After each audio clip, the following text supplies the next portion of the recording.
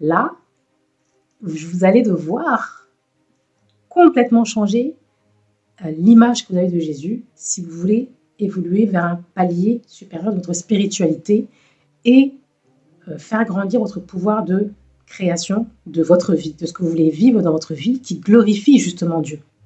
Je suis Coco Luz, je suis coach en développement personnel, mais également mentor manifestation et experte de la loi de l'attraction. Et je vous partage sur cette chaîne, comme vous l'avez vu, des pépites souvent à dynamite. Mais je partage ça pour que vous puissiez, vous aussi, réussir à manifester la grandeur de Dieu dans votre vie. Pourquoi je vous challenge un peu sur cette perception que vous avez de Jésus et pourquoi je vous ai dit, je n'ai pas menti, je vous ai dit que j'allais partager des choses un petit peu, controversées, si j'ose aller jusque-là. Mais pourquoi je partage ça? Parce que quand vous restez dans cette perception que vous avez de Jésus, comme je vous l'ai dit, du Sauveur, et qu'il va vous sauver, et que vous êtes dans l'attente de justement d'être sauvé, vous êtes dans une posture passive. Quand vous êtes dans une posture passive, vous n'êtes pas dans la réflexion, dans la recherche de la vérité, dans la recherche de la connaissance, dans la recherche de la connaissance de soi, de vous-même, dans la recherche de la connaissance de Dieu, qui va justement vous aider à changer votre vie. Vous n'êtes pas dans ça. Vous êtes vraiment dans une attitude passive. La seule chose active que vous pensez faire, c'est prier. Prier et attendre. Prier et attendre que ça se passe. Ce n'est pas la posture qui va vous permettre de réellement créer un changement manifeste dans votre vie qui vraiment représente ce que Dieu veut de meilleur pour vous, en fait. J'ai aussi envie de vous dire ça, puisque vous êtes là pour vivre le meilleur. Maintenant, je vous dis ça parce que vous n'arrivez pas à dépasser le stade où vous arrivez à un niveau de connaissance de Dieu et même de Jésus. Et Jésus lui-même le dit dans le passage que je vous ai cité. Il parlait avec Thomas et ensuite Philippe aussi après par la discussion. Il disait, mais Seigneur, montre-nous en fait le Père. Cela nous suffit. Et il répond, il dit, il y a si longtemps que je suis avec vous et tu ne me connais pas, Philippe. Tu ne me connais pas. Et c'est un peu ce qui transparaît ici. Vous êtes tellement dans une habitude de croyance, dans une habitude de pratique, des habitudes de penser sur ce que je vous ai dit, la perception que vous avez de Jésus, que vous ne connaissez pas en fait. Que vous ne connaissez pas. Et j'ai même pas envie de dire le connaître lui, parce que si je dis le connaître lui, c'est vraiment, il est personnifié. Moi, je veux vraiment vous dire que vous ne connaissez pas en tant que notion divine qui a été amenée par Dieu pour que vous puissiez mieux le connaître. Je vous ai dit, j'ai vraiment envie que vous passiez à une dimension supérieure de votre spiritualité. Et pour ça, oui, il faut passer à une spiritualité qui est active, où vous vous autorisez à ouvrir les champs pour pouvoir entendre les vérités qui sont là, à portée de main, puisque Jésus même le dit ici, les vérités sont là à portée de main, elles ont été mises à disposition pour vous, mais vous ne les voyez pas, mais vous ne les lisez pas. Si je dois continuer à lire, justement, en parlant de lecture, ce passage, vous allez encore comprendre autre chose. Vous allez encore comprendre que si vous arrivez à passer ce cap, d'aller plus loin dans votre spiritualité, de changer votre perception et de devenir, j'allais dire, disciple, disciple de Dieu. Parce que quand on est dans la posture du disciple, on est dans l'ouverture d'esprit. On est ouvert à recevoir la connaissance, à recevoir l'information, à recevoir la vérité et à ouvrir ses niveaux de conscience, à les élever. Donc, une fois que vous passez dans la posture du disciple, alors, je ne dis pas d'être disciple de moi, je parle vraiment de disciple de la vérité, de disciple de Jésus, dans la notion du divin qu'il représente, pour que vous puissiez vous rapprocher de votre connexion avec Dieu.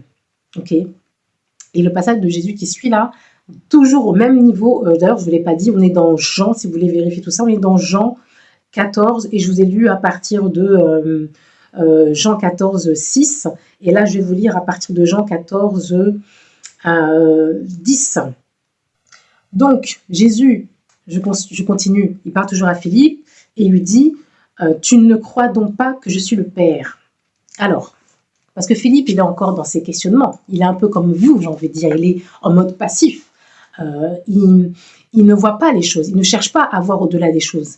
Il est juste face à une réalité qu'il a devant les yeux ou une vérité qu'on lui a donnée et il n'arrive pas à aller voir plus loin. Donc je reprends, quand Philippe a dit « Seigneur, montre-nous le Père, cela nous suffit », il s'est positionné un peu comme vous êtes actuellement. C'est-à-dire qu'il s'arrête au premier niveau qu'on lui donne, qu'il a sous les yeux, et il ne va pas chercher plus loin, il ne va pas creuser.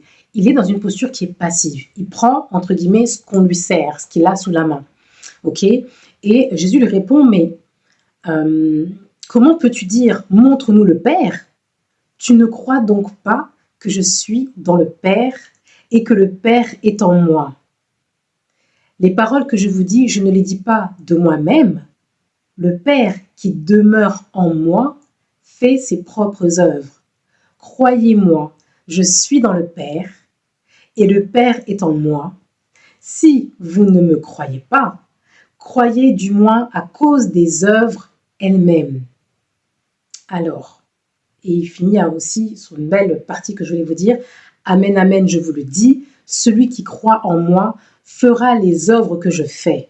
Il en fera même de plus grandes parce que je pars vers le Père. Et tout ce que vous demanderez en mon nom, je le ferai afin que le Père soit glorifié dans le Fils. Quand vous me demanderez quelque chose en mon nom, moi je le ferai. Donc, je vais clôturer cette partie-là. Parce qu'il est temps que je clôture. Je crois que j'ai donné déjà trop d'éléments qui vont vous chambouler. Et voilà, je vais clôturer ces éléments-là. Dans ce passage-là que je viens de vous lire, déjà, il y a deux choses que j'aime. La première chose, c'est que quand on entend loi de l'attraction, quand on entend les détracteurs de la loi d'attraction, et quand j'ai détracteurs, c'est détracteurs chrétiens, on dit oui, mais la loi d'attraction, c'est New Age, ceci, ils ne voient pas Dieu, il n'y a pas de Dieu dans ça, etc.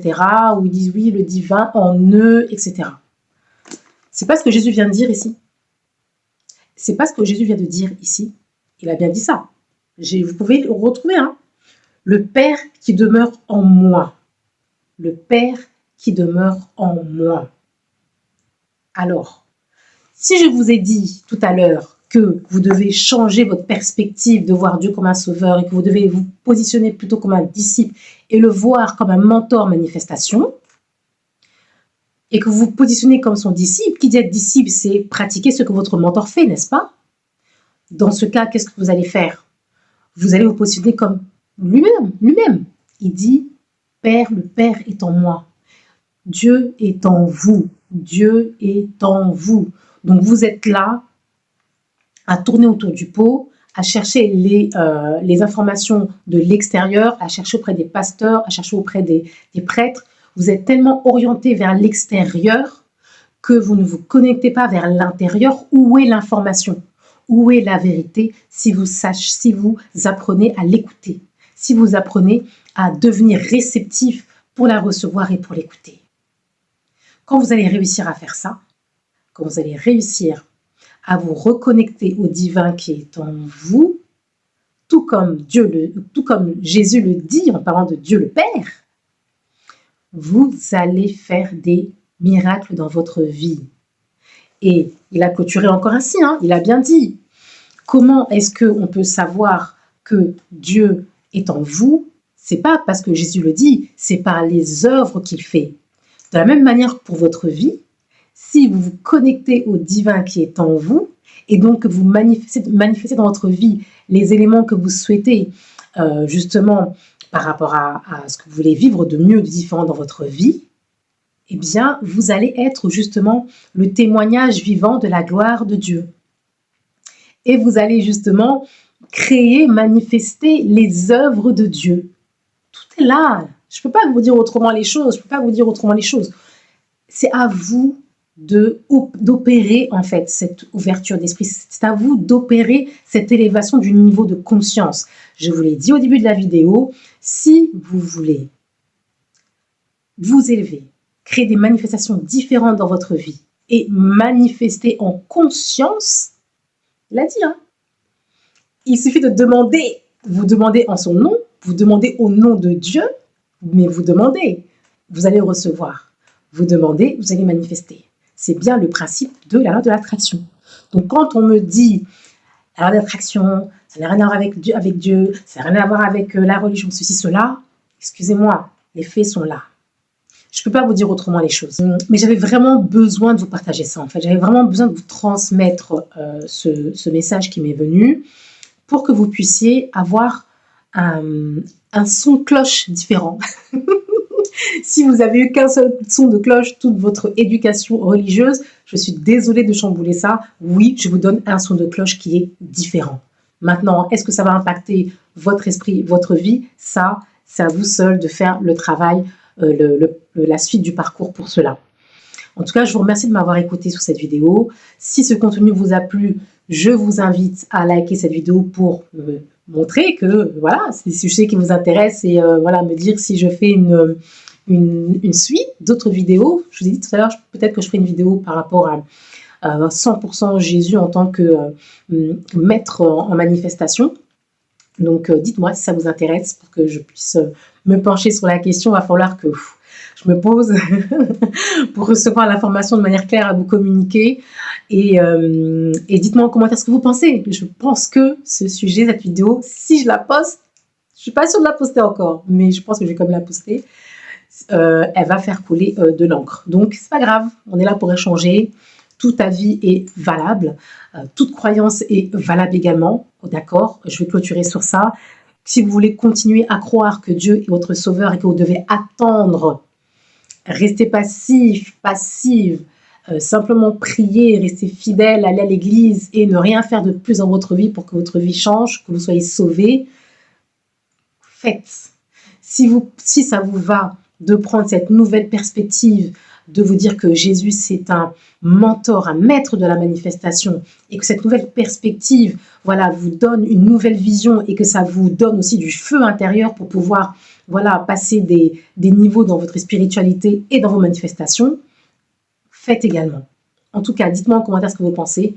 Je vous remercie. À bientôt dans une prochaine vidéo. Bye bye.